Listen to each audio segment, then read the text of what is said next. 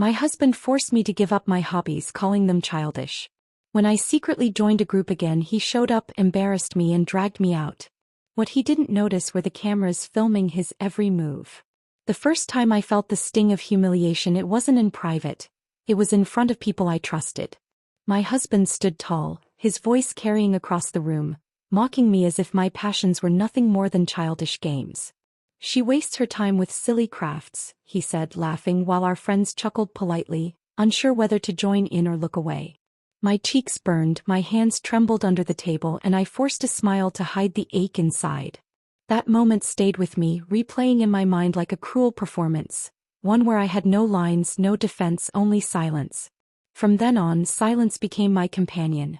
Evenings in our home grew heavy, filled not with warmth but with the weight of unspoken words. I would sit quietly, staring at unfinished projects tucked away in drawers, my hands folded neatly in my lap as if discipline could replace happiness. The colors of my fabrics dulled, the brushes stiffened, and the threads tangled into knots I never dared to untangle. My spirit shrank a little more each night, until I could barely recognize the woman I once was. He didn't stop at home. At gatherings, he made sure to remind everyone of my childish interests. I remember one dinner where a friend asked me what I enjoyed doing in my free time. Before I could answer, he interrupted with a chuckle. "She plays with crafts like a child with toys." The table erupted in polite laughter, and I forced a smile, though inside I felt crushed. I wanted to speak, to defend myself, but the words stuck in my throat. That silence became my shield, though it also became my prison. Loneliness seeped into every corner of my days. I filled my time with chores, polishing silverware until it gleamed, ironing his shirts until the creases were perfect, and tending the garden until every weed was gone. Outwardly, I looked like the perfect wife, but inside I longed for the companionship and laughter my hobbies once brought. Sometimes I caught myself humming while folding laundry, only to stop abruptly when I realized the tune belonged to a time when I was free. One evening, while searching for blankets in the attic, I stumbled upon a box I hadn't seen in years. Inside were my old supplies: threads, brushes, scraps of fabric, tiny tools. My hands trembled as I lifted them, the smell of dust and wood mixing with memories. I remembered the nights I stayed up late, creating, feeling alive.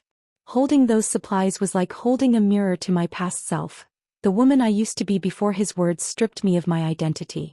Tears welled up, not just from sadness but from the realization of how much I had lost. That discovery lingered in my mind.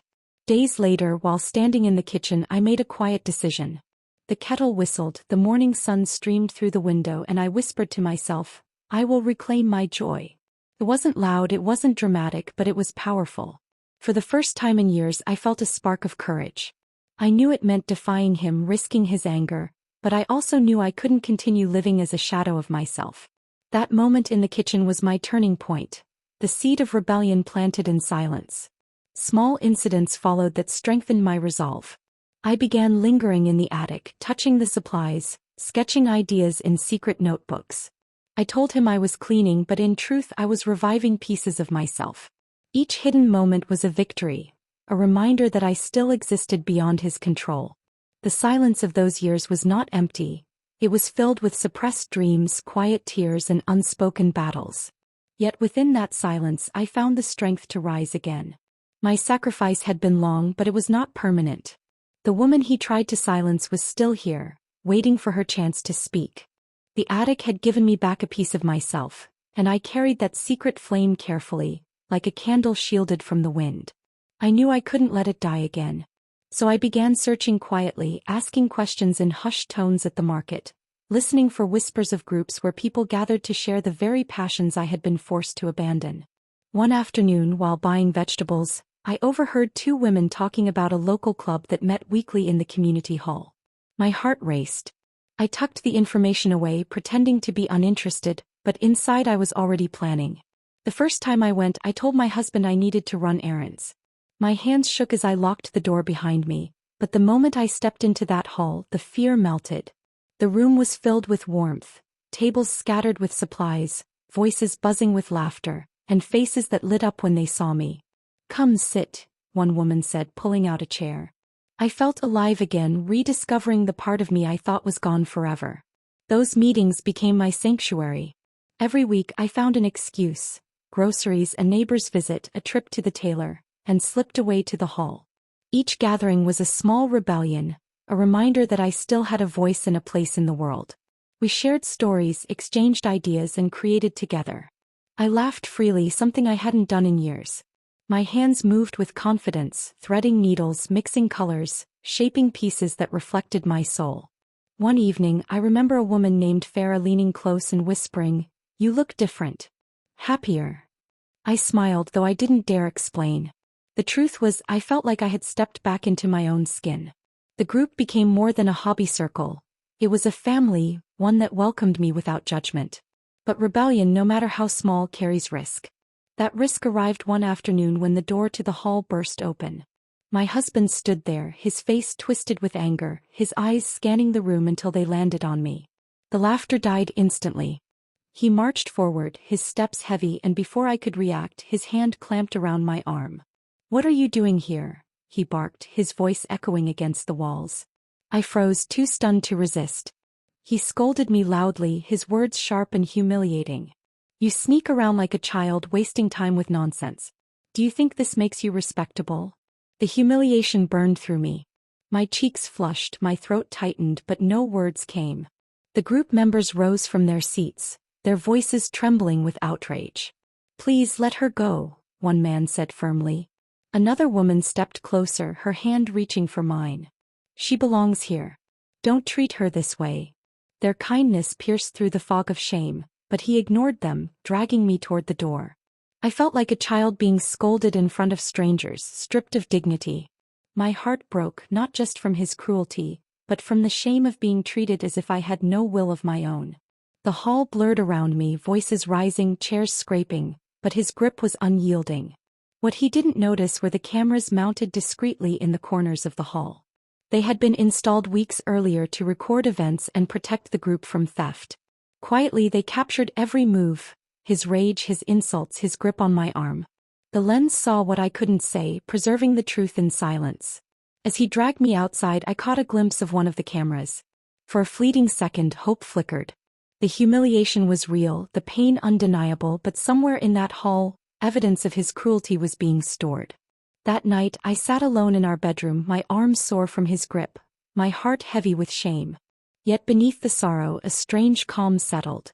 He thought he had silenced me again, but he hadn't noticed the silent witnesses, the cameras that had seen everything. The next day, whispers began.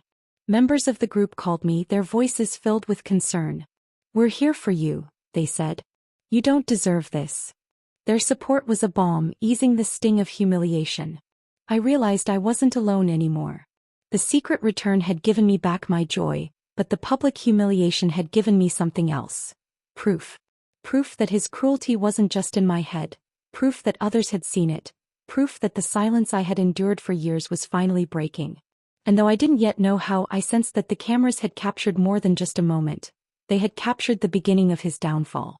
The night after he dragged me from the hall, I lay awake, staring at the ceiling. My arms still ached from his grip, but it was the humiliation that throbbed deeper. Yet beneath that ache, I carried a quiet knowledge. The cameras had seen everything. I didn't know when or how, but I sensed that the truth would not remain hidden. It began with whispers. A few days later, I noticed neighbors glancing at me differently. Some offered small smiles, others avoided eye contact as if unsure how to approach. Then one morning, a friend from the group called.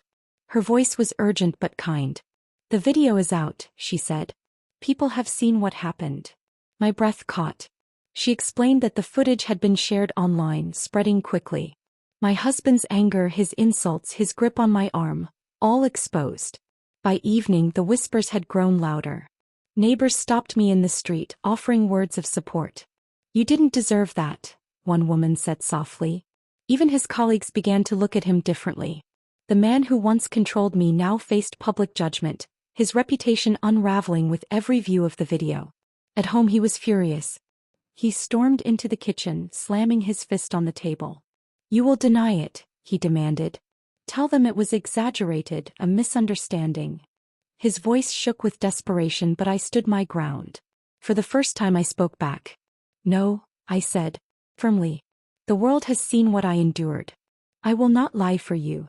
The silence that followed was heavier than any argument we had ever had. He tried again, pacing the room, his words sharp. Do you realize what this is doing to me? To us. I met his gaze, unflinching. It's not about what it's doing to you. It's about what you did to me. That was the moment I realized the balance had shifted. His power over me was crumbling and I was no longer afraid to speak. Support poured in from unexpected places. Women from the group called daily, their voices filled with encouragement. You are stronger than you think, one told me. Neighbors left small notes at my door, simple words like, we stand with you.